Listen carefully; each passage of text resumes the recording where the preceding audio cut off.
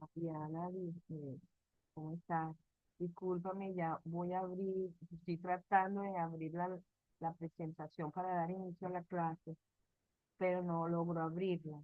Por favor, avísame si logras ver la pantalla, me dices, con micrófono, me avisas que ya la logras ver, por favor, si la logras ver.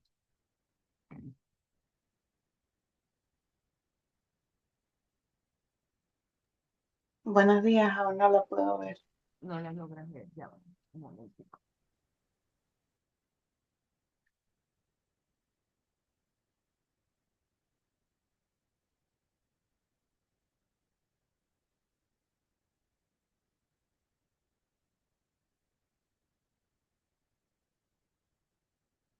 Ahora, No, todavía.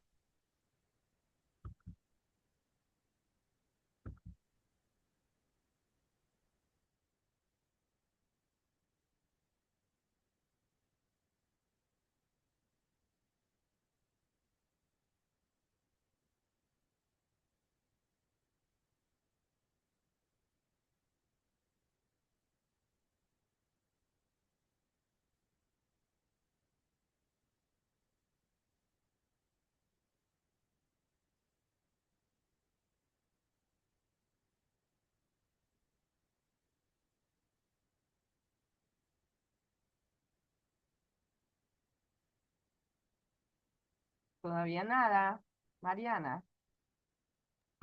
No, todavía, profe. Ay, Dios.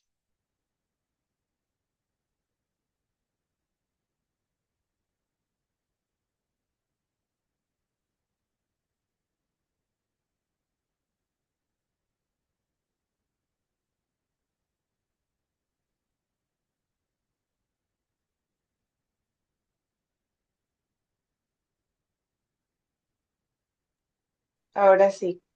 Sí,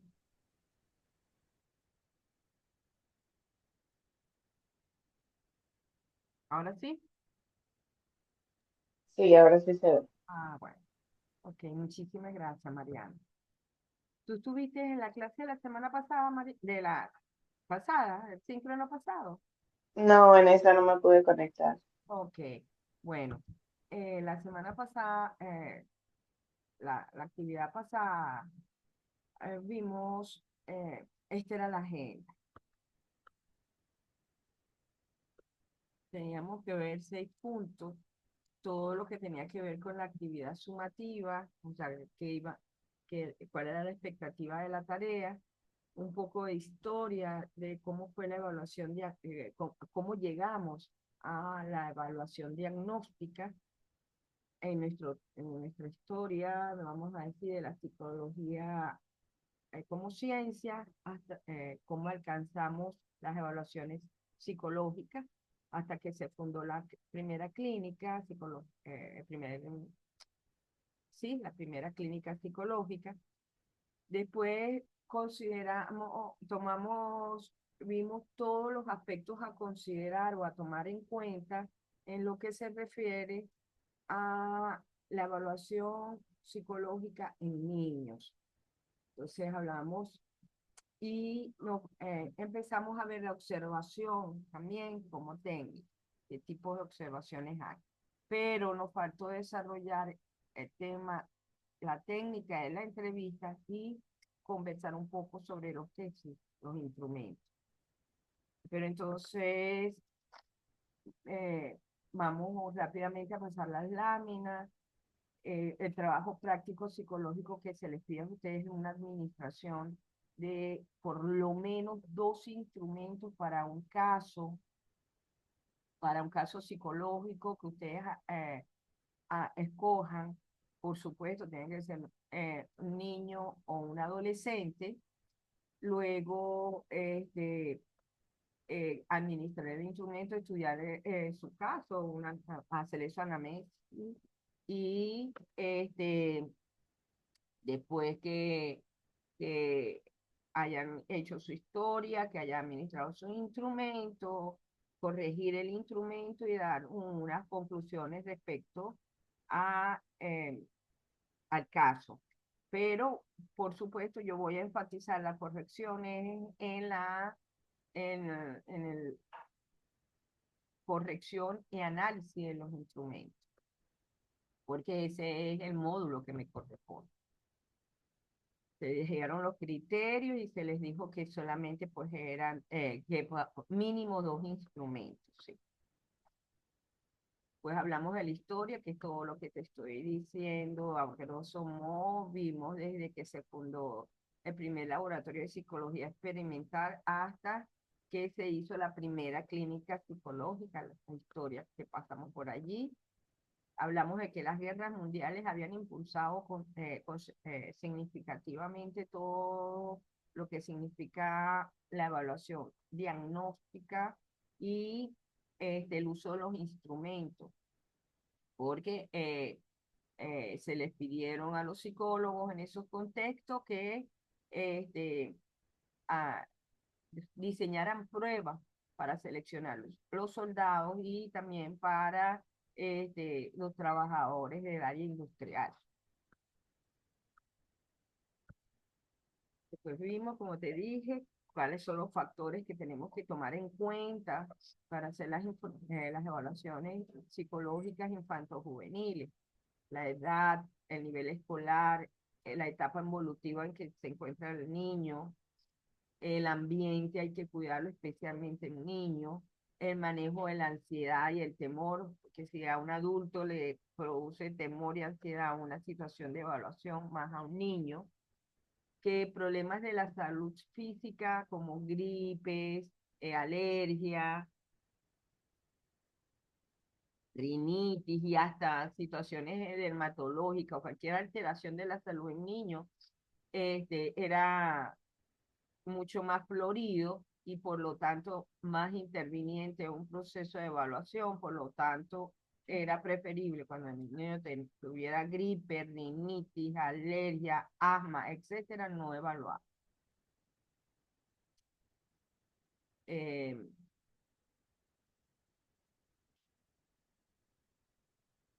que la duración de las sesiones era completamente distinta a la de los adultos. Por ejemplo, si manejamos un niño menor de 5 años, la sesión de evaluación no podía ser mayor a 30 minutos. Que si evaluábamos niños entre 7 y 13 años, pues 45 minutos era el límite y que solamente podíamos usar eh, de 45 minutos en adelante, una hora y media, con mayores de 14 años. Que para administrar los instrumentos en cualquier edad es importante conocer bien el instrumento, conocerlo desde que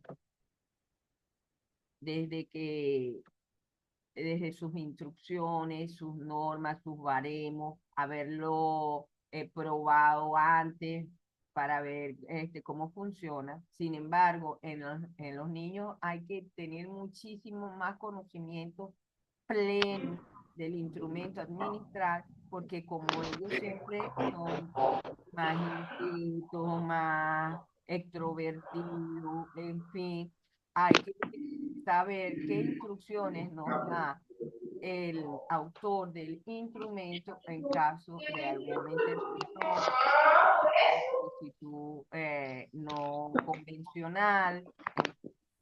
Entonces hay que realmente conocer el instrumento a plenitud para poder administrarlo en esta población. Eh, Eso era en cuanto a esos factores a considerar, pues, en el momento de la administración del instrumento.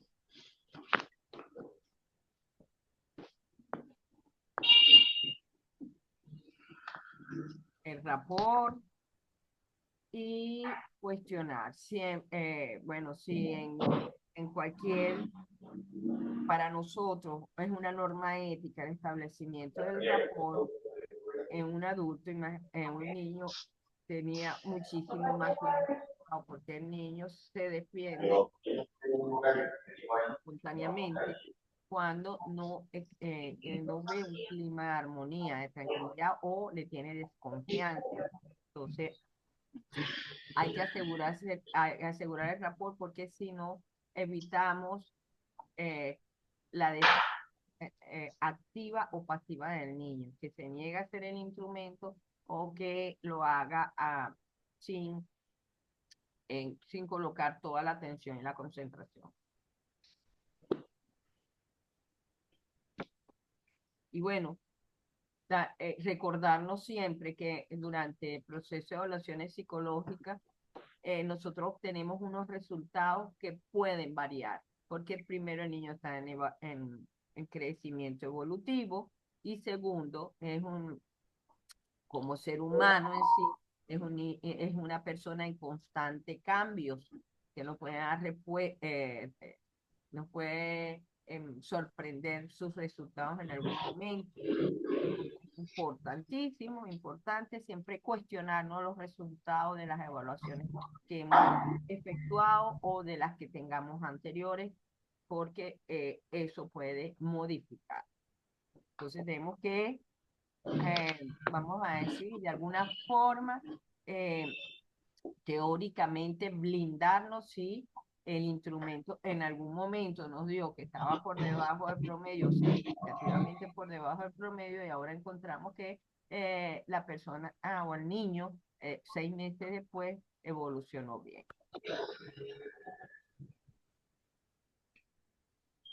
También vimos los diferentes, que dijimos que la observación tiene dos técnicas fundamentales, aparte de todos los instrumentos. Tenemos para las evaluaciones psicológicas, que son la técnica de la observación y la técnica de la entrevista. Y que en la técnica de la observación vimos que existen básicamente 4 tipos de registros. El registro narrativo, que es cuando se le pide al papá, por ejemplo, mamá o al maestro, que narre lo que el niño ha hecho un día. Son descripciones de situaciones, de conductas espontáneas que puedan surgir en un momento determinado o bajo una situación determinada. Verificar qué comportamientos surgieron en un plazo de tiempo. Mientras que los registros de productos de conducta es el número, se refiere a la frecuencia, intensidad, perdón, número de veces que aparecen determinadas conductas ya por el psicólogo. Es decir, cada vez que el niño se mete el dedo en la boca o cada vez que el niño reclame la presencia de la madre o cada vez, entonces esos son registros ya de productos de conducta donde tenemos que saber la frecuencia, el tiempo, la intensidad. También hay escalas de apreciación que son instrumentos para observar la conducta del niño, que ya alguien determinó los segmentos de conducta que íbamos a ver. Tenemos bastantes escalas de apreciación de conducta, como las escalas de Conner, por ejemplo, para ver conductas disruptivas en el salón. Y tenemos registros de conducta, que son ya más registro de conductas, de segmentos de conductas ya antes de una situación, también un poco libre, pero que también pasa en un determinado tiempo, y es cuando aparece unas conductas determinadas, por ejemplo, en un determinado tiempo.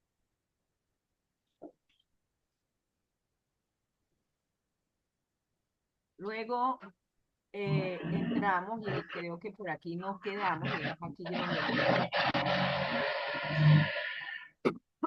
a en los minutos que nos quedan, que la entrevista. La entrevista resulta que es nuestra otra técnica importante, muy importante, de uso para el psicólogo, y en evaluación psicológica infanto-juvenil gana una importancia extremada, porque muchísimas veces tiene que sustituir a otro tipo de, junto con la observación, es distinguir situaciones, imagínense, un niño con TDAH que no permite una evaluación a través de instrumentos ni lúdicos siquiera, no se le puede administrar instrumentos, todo tiene que ser a través de la observación y de la impresión.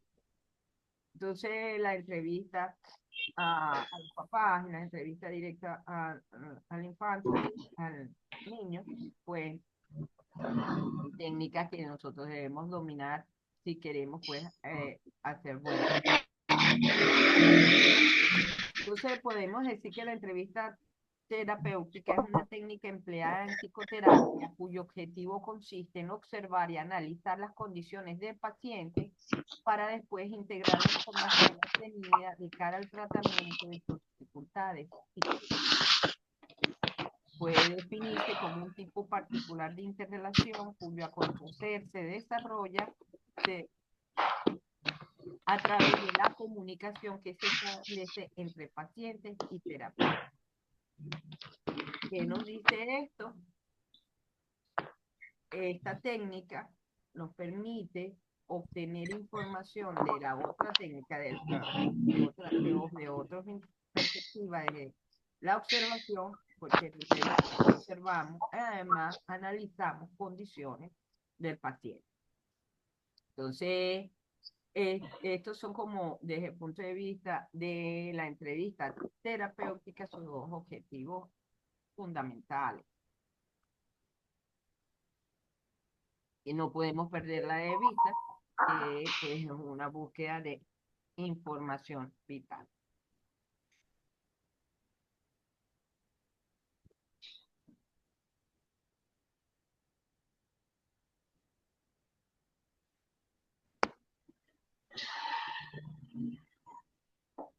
La estructura de la entrevista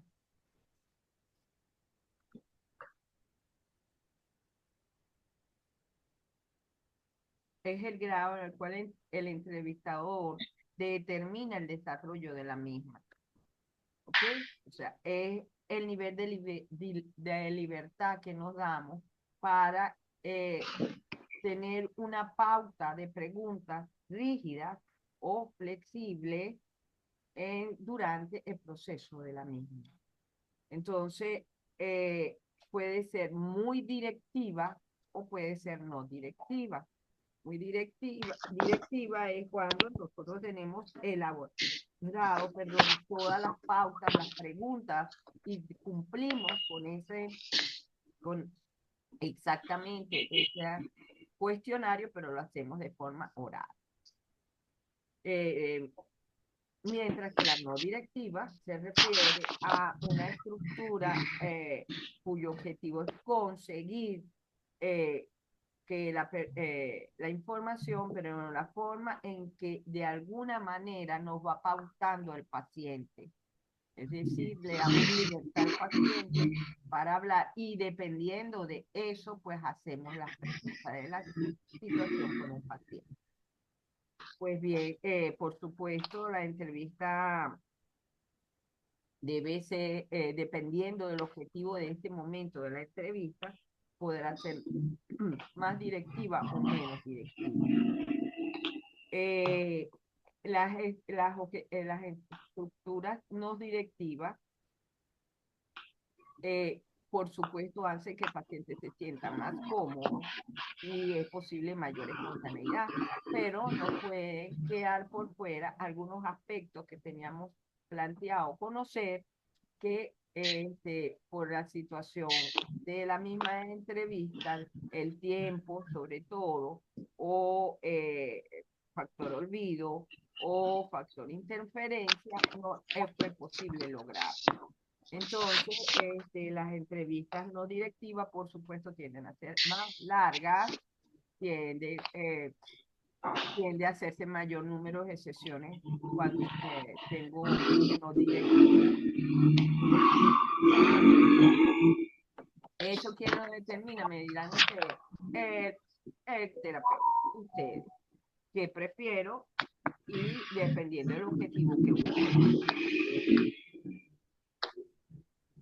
La estructura puede variar a lo largo de la entrevista y esto dependerá del marco teórico. Si estamos trabajando bajo un modelo quizás conductista constructivista, pues seremos un poco más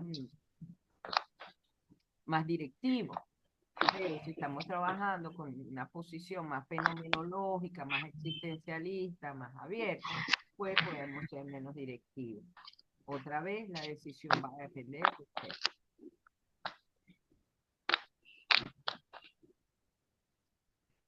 La entrevista como proceso tiene varias etapas que tenemos que conocer y en los infantes, al trabajar con esta población infanto-juvenil, ¿cómo se llama esto? Este, pues, ajá, eh, tiene sus tres fases. Pero estas fases tienen, por supuesto, son las fases que ustedes conocen, que siempre hemos visto cuando vimos la materia de entrevista, pero eh, en la evaluación infanto-juvenil, el desarrollo del objetivo, es decir, el, el objetivo en sí de la entrevista se mezcla mucho con el inicio de la entrevista porque siempre vamos a tener como que una fase durante la entrevista de búsqueda de rapport.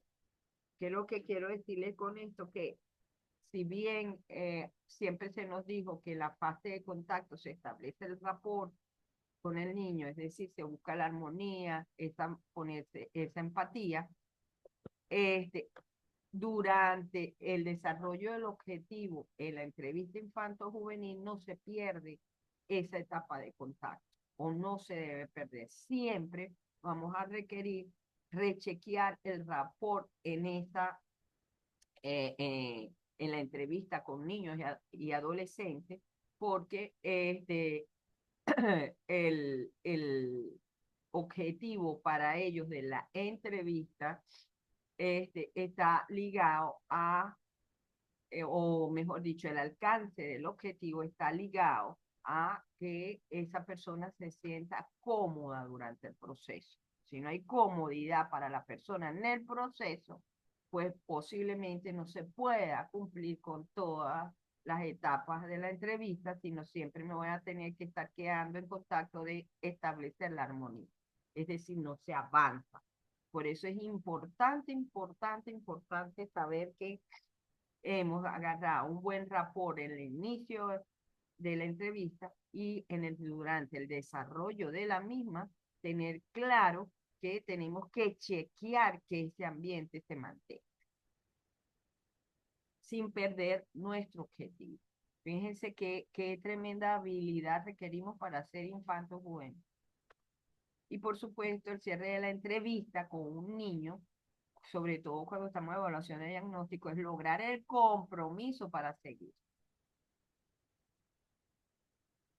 Mientras que con un adulto podemos marcar la pauta del seguimiento de nuestro programa de intervención, decirle, bueno, en la próxima sesión hacemos esto. Con el niño lo que tenemos que garantizar es que realmente va a venir para la otra sesión.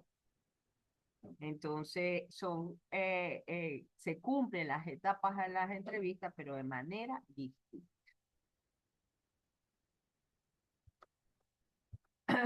Hay algunos obstáculos o algunas actitudes, conductas que nosotros como psicólogos somos humanos, a pesar de que conozcamos todas las técnicas, a pesar de que nos movamos como pez en el agua en nuestro proceso terapéutico, evaluativo, en fin, pues siempre tenemos una tendencia que tenemos que controlar muchísimo más con los niños. porque justamente estamos trabajando con una población distinta a la que si es un adulto donde eh, las conductas pueden ser más francas. Entonces, bueno, primero tenemos que controlar esa tendencia a recopilar toda clase de información y hacer preguntas precipitadas sobre aquello que creemos que falta, al igual que tendencias a rellenar vacíos. Ustedes saben, lo hemos visto a través de esta charla, que justamente con los niños, ellos marcan, si necesitamos que estén en armonía y tranquilidad y se sientan en confianza para ellos poder ir dando resultados. Nosotros, en nuestro afán de obtener la mayor información en este marco y cumpliéndolo, volviendo al rapport, en fin, puede ser que nosotros, oye, necesito preguntarle esto. Y estemos allí en nuestro pensamiento redundando en las preocupaciones de lo que nos falta durante la entrevista con el niño. Y resulta que nuestra cara nos delata delante. Entonces, hay que evitar este tipo de angustia, pues requerimos más sesiones con un niño, más sesiones requerimos con el niño. También hay el obstáculo de tendencia a ponernos como ejemplo, cómo solucionamos nosotros el problema. Esto lo hacemos muchísimo con los niños y tenemos que mediarlo. No es que no lo utilicemos, sino que lo tenemos que usar como una técnica muy, muy particular, muy, muy escasa, así como que si estamos dando una medicina ya al final, cuando no nos queda otra cosa, que es ponernos como ejemplo, contarle al niño, ah, cuando yo tenía tu edad, preocuparnos por lo malo o lo bien que estamos haciendo, porque como cada caso, no es lo mismo tener un caso de ansiedad en adulto y repetir otro caso de ansiedad, aunque sea en otro adulto, pero ya tenemos un patrón de vamos a decir, de esquema de desarrollo profesional. En el niño se nos rompen esos esquemas y entonces empezamos a preocuparnos porque no sé si estoy llevando bien este caso, si no lo estoy. Y entonces, no, aunque es más exigente el infanto juvenil desde este punto de vista, realmente tenemos que soltar, tenemos que soltarnos y vivenciar con el joven.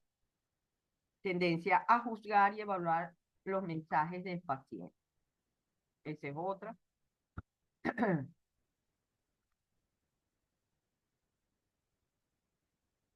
Aspectos especiales en la entrevista clínica infanto-juvenil que tenemos que tomar en cuenta también. Toda la información previa acerca del paciente con los papás, con los informantes clave, maestros, familiares que convivan con él, en fin.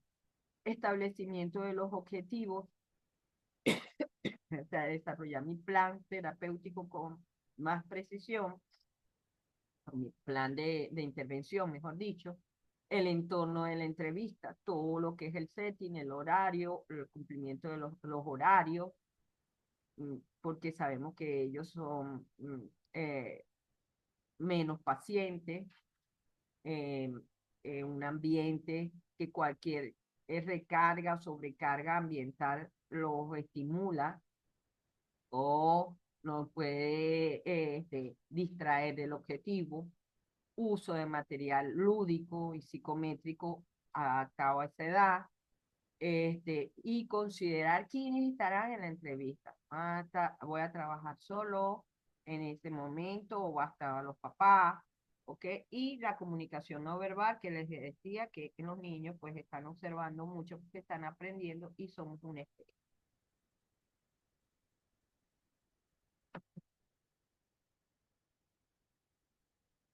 Aquí unos aspectos especiales en la entrevista infanto, cuando tengo de 3 a 5 años, facilitar la comodidad en las situaciones de entrevista, permitiendo la presencia de los padres, utilizar juegos no verbales, realizar preguntas específicas sobre situaciones familiares para evitar las cerradas, utilizar ayudas si se pregunta sobre personas y situaciones no presentes, usar frases cortas y términos concretos y emplear un vocabulario adecuado al niño. ¿Okay? La edad preescolar es una edad bien compleja para hacer procesos.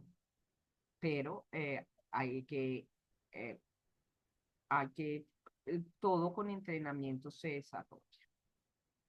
En las edades ya escolares, establecer rapport indicando sobre intereses y puntos fuertes. O sea, no hay mejor entrar para un terapeuta, un psicoterapeuta, que entrarle por lo que le gusta al niño. Al niño le gusta hablar de aviones, entremos por allí. Al niño le gusta hablar de carritos, entremos por allí. Utilizar dibujos y juegos de mesa o con mayor contenido verbal. Evitar juzgar y mostrar aceptación incondicional. Utilizar preguntas abiertas, pero evitar preguntas ¿por qué? Porque eso a ellos les molesta, aunque ellos son los que hacen la pregunta de por qué. Simplificar las frases que no se entiendan, o sea, adecuar el vocabulario, señores. Explicar los términos nuevos que se introduzcan. A veces en este proceso psicoeducativo nos vemos obligados a explicarles situaciones. Mira tú, lo que pasa es, esto se llama incontinencia urinaria, que te da dificultad tuya para hacer pipí en la noche y no orinarte mientras duermes. Vamos a ayudar. Entonces hay que explicar. Adolescente entre 12 y 18 años, favorecer la iniciativa y la expresión de opiniones al inicio de la entrevista, comentar la confidencialidad, ya ahí hablamos de que la información que él nos diga se va a mantener entre nosotros por una edad difícil, porque si viene y están los padres allí, o son los maestros que los mandan, o viene referido por otro especialista, pues hay muchísimo más defensa y tenemos que garantizarle la confidencialidad. Indagar sobre las opiniones y posibles soluciones personales y mostrar respeto hacia ellas.